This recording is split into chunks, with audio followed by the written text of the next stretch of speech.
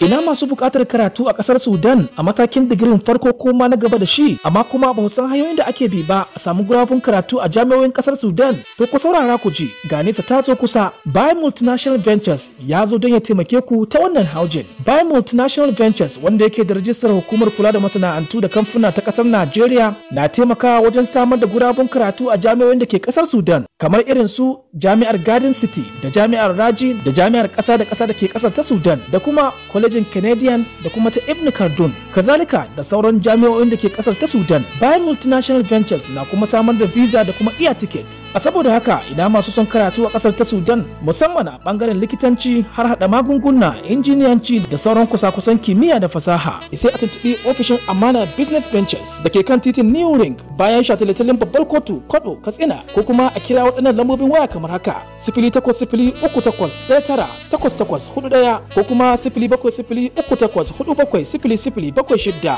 Kuma ana iya tuntuɓar mu ta WhatsApp a lambar waya kamar haka: +249920595456. Sanarwa daga babban daraktan Bayan Multinational Ventures, wato Bilyaminu Aminu.